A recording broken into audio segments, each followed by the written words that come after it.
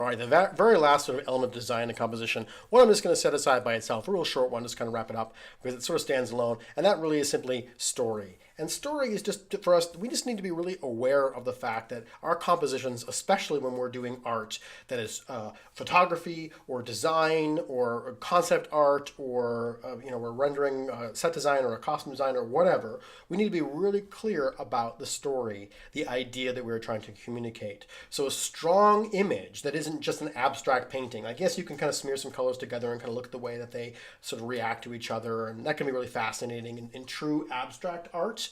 But otherwise, figurative art, which is like mostly what we are creating here, needs to tell a story. We have to have some mystery in there. We have to be curious about what's going on. Or it needs to make us remember something, an element of nostalgia. Or it needs to inspire us. Wow, that looks amazing. I can't believe that hurdle jump person jumping through the air. I would need to get into shape. We need to be inspired by it. Or there's a human interest in it. It's like this kid looking back at us. Not only, we immediately are drawn, interestingly enough, to the face on her shirt first, because that's kind of larger and bright. And then there's this kid in this shaft of light turning around to look back at us, right? We might look at her first, and then we're going to glance down and see him turning back to look at the photographer. It's just sort of fascinating. Like, this is a really interesting composition, what's going on, how your eye moves around this. And there's really a story to be seen in this. Here's the guy walking through the woods with this log on, well, maybe his or her back there. And without that person in the foreground, it'd just be like, oh, nice little snowy scene. Next, right? But no, there's something really fascinating about this image. It's like, what is going on with this person walking with this giant log on their back, right? So we're kind of curious. We need to be connected emotionally or intellectually. We need to look at a photograph and get a sense of pathos. We look at it and go, oh, little puppy in trouble, or oh, little children crying, or whatever. Or look at it and say like, wow, that's outrageous. Or look at it and say, that's awesome, right? We have to have some sort of emotional response, or we need to be intellectually curious. Like, where's that guy going with that log? That's sort of, sort of. Curiosity is a really important part in an image. And a powerful image can communicate a story instantly. I just love this photograph. It just speaks volumes of 2016-17. It's just like, whoa, in one image, bang, it's just beautiful. Beautifully composed, beautiful storytelling in this image. I get choked up.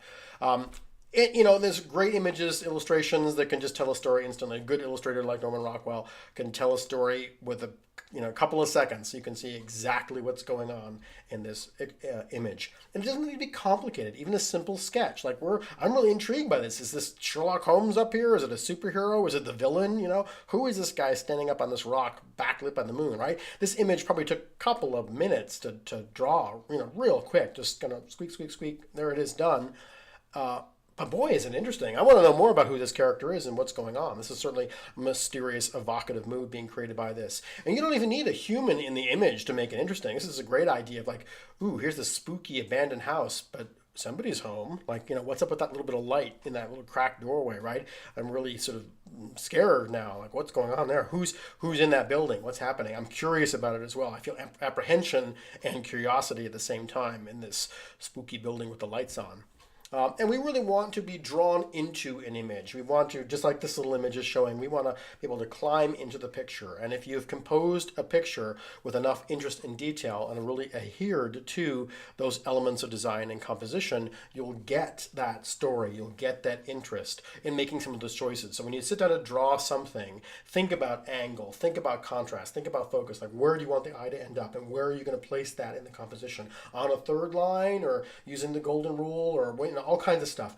There's things that you can start to compose your images by choosing some of those things that we see instantly in somebody else's work. Angle, depth of field, foreground, midground, background, all that kind of stuff that we've been looking at. It's really easy to forget about all that stuff when you sit down to draw something on your own. So go back and take a look at all these things here and start to fold those into your own images, and you will get pictures that people want to climb into. I'm just going to follow this up, since this one is short, just to show you 3 artists that I particularly admire that you can study for inspiration on composition, mood, and storytelling.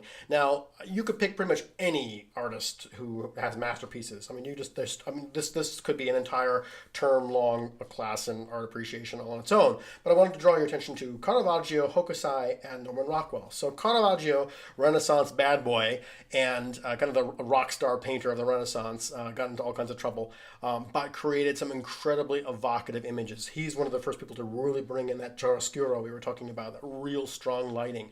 And his paintings, a lot of on the walls of churches in Rome and stuff. You got to go to Italy to actually see them in person. But they're just striking. They're just all these strong shafts of light, all of these people kind of frozen in a moment of storytelling. You can look at this image and see what's going on by just picking up the details and seeing what's happening in this image. I mean, they're just charming. The kind of things that, again, these 1594 for crying out loud, and yet they're so evocative. These moments out of mostly Bible stories, of course, because that's what the commissions were back then, but this really interesting. And here's the conversion on the way to Damascus. Paul Saul here, really fascinating way. Look at him just like lying down on the ground, the very bottom of the image, and this is all about this horse. Right? It's just fantastic. Here's another one, right way near the end of his career, right before he died, was killed. The beheading of St. John, squashed down at the bottom of the image. And it's like the fact that he's so low in that composition and the pressure by this guy with a knife, pushing his face into the ground. I mean, of course he has to be down there at the bottom of the image. And yet the whole composition is laid out in a way that you could just wander around here for forever before you lose interest in something, because it's so beautifully composed and the story is so evocative in it.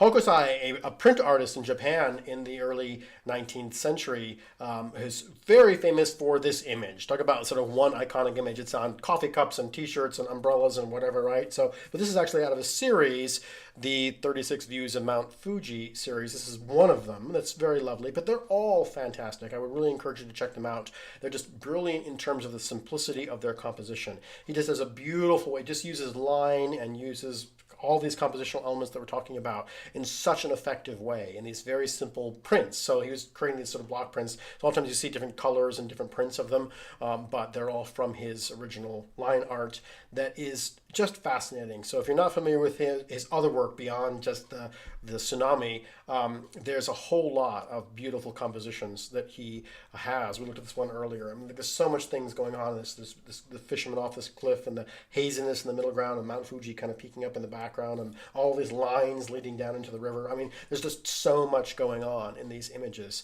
that are just fascinating, just in terms of like examining it. Not so much for the story, kind of the instant frozen story, the way that Caravaggio or Rockwell does, but in just how beautiful line can be in creating a very elegant composition, little haikus of composition. Also, that kind of a tack on a little 0.5 on here is just the whole history of Chinese ink wash paintings that also certainly influenced the Japanese later on. The literati paintings, which begin around 500 AD. I mean, they go way back, sort of a gentleman, if you wanted to be a nobleman or you wanted to be a civil servant, have some kind of rank in Chinese society, you'd have to have all these artistic skills, and one of them was being able to do these ink wash paintings. That's why it's called literati. The literate would be able to do these kind of paintings, and they're just beautiful. These are hundreds, sometimes thousands of years old, or 1,000 years old, and yet they have these unbelievable compositional elements and scale elements, and just so the beauty of the texture in some of these, just the brushwork of these, or these very wet, hazy ink onto a wet surface, wet on wet. And this tradition continues right into these are modern ones here. This tradition continues into modern art as well. And probably I think these guys sword fighting, that's probably even digital. That looks like something that was done on a computer. But it's really amazing how evocative these images are. So I encourage you to look at that.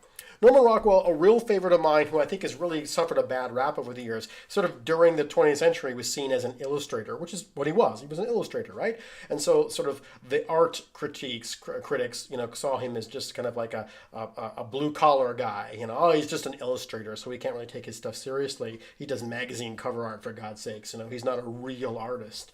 And yet all the series of art going all the way back into the 20s, mostly in the 50s and 60s, and then he died in 78, and his entire career created hundreds, maybe thousands of amazingly evocative images. And the thing about Norman Rockwell's images are that they tell the story instantly. I mean, you can see what's going on. You just look at the image, spend 30 seconds taking in the details, and you know exactly what's happening in the story, and then you can spend another 2 or 3 minutes picking up other little details. You can look in and see, Saturday, June 11th, these sort of wonderful little details, the cat coming around the corner, the little, metal or something on the notary's lapel there. I mean, all these little tiny details, the flag draped up on top of the bookshelf. I mean, you can get so much in these images, and they instantly tell a story, and then you spend some time looking at the story. So obviously these guys are really pissed off with this one woman who's not changing her opinion on the jury. I love this guy off on the side who's just like, doesn't care. It's just like the kind of, the drunk over here on the end is like, whatever, all the trash on the ground, the jury room stamped onto the chairs. I mean, it's like these beautiful little details. Young lady with a shiner is another one. Just like, we know exactly what's going on. The grin on her face. It's like, I got punched, but you should have seen the other one. I mean, the tiny little sliver of the principal and the vice principal or whatever, kind of peeking through the doorway there, like, okay, it's just fascinating. And then he's got a lot of stuff that's really intense. Some images that I just didn't want to even include in here because they can be alarming. But he did a lot during the civil rights movement to show some striking. This is, of course, Mississippi Murders is the common name of this, or Murder in Mississippi. The actual title is Southern Justice. Well, it speaks for itself. Some really fascinating stuff. And of course, a lot of this is just very nostalgic, very, sort of syrupy, happy birthday, Mrs. Jones. Oh, isn't it cute? And then a lot of them, especially sort of through the war and post-war, that are incredibly evocative and emotional about how that really affected people before, during, and after the war. So much going on in Norman Rockwell stuff. Give him a real second chance. Don't listen to the haters that call him just an illustrator, because he's got some beautiful stuff. All right, one final last thing here. I just want to have like 3 pet peeves of mine. These are just my opinion, man, but they drive me crazy. And my first pet peeve is, really, I mean, come on. I mean, how many of these sort of like babe pictures do we really need? And this one on the right is like 2 of them. A giant sword, giant weapon, oversized weapon, and scantily clad. Hey, I love a good nude. Don't get me wrong. I'm a healthy male, but come on, all right. It's sort of ridiculous. I love these 2 memes. You might have seen them. Pointless armor now available in dude, right? So that's kind of true there. And I think we have plenty of examples of kick-ass women wearing clothes, right? And I could have put like 6 or 7 more on here that I couldn't fit on this. That so like, there's no reason why we can't start doing concept art or character art here that aren't wearing silly chainmail bikinis.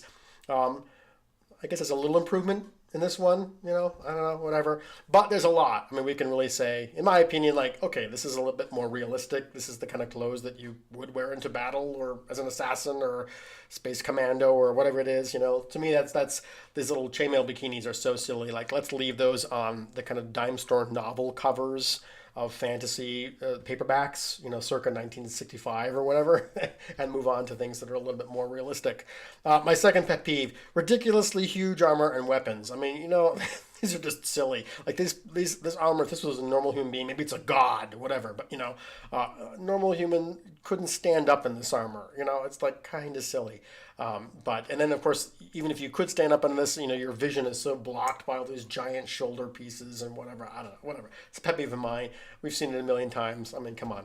And then the last pet peeve, there's like endless variations of Transformers. And, it was okay when we first saw the AT-ATs in like 1982, like, ooh, that's cool, and it's time to move on. And it's like, I love the fact that like this one on the right, like one well-placed missile kind of right at the groin of that robot would bring that thing crashing down, right? It's like, okay, that's kind of silly. So what this is all kind of leading to is that people who are looking at your portfolio, or even your professors that are looking at your portfolio, have seen thousands of warbots and scantily clad sword babes. So there's some wonderful images in this page here. This armored pug dog here is just adorable, right? There's something so spooky about this woman, mother or sister, whatever she is, trying to save her child from these ghouls, like that's not just another zombie picture, right? That's so creepy and gothic and evocative, right? And then this little like Waterworld, monorail outpost is just a kick, and then this creepy plague doctor, whatever the heck this character is over here. I mean, there's some really exciting stuff going on. So be a little bit more creative, break away from the cliche, I think I'm going to draw a warrior queen lady with a bikini and a giant sword, like, okay, haven't we seen enough of that? try some things that are breaking away from those real cliches, and I think you'll have a whole lot more interesting things that are going to catch people's attentions. People looking at your portfolio, they're going to go, yep, warbot, mechbot, yep, that's nice, robot, space cowboy, okay, all right, bikini clad wizardess. Oh, this is an interesting thing. What is this armored pug dog? That's the thing that's going to stop people. They're going to go, yeah, you can draw cliches, but then they're going to say, oh, you're creative. You've got new ideas. Lots of people can draw cliches, but coming up with an idea that makes somebody stop and turn back a page in your portfolio and go, what was that? Well, that's kind of a kick. What is this? That's really worth doing. So I encourage you to break away from some of those predictable images. All right. Hopefully all of this was useful.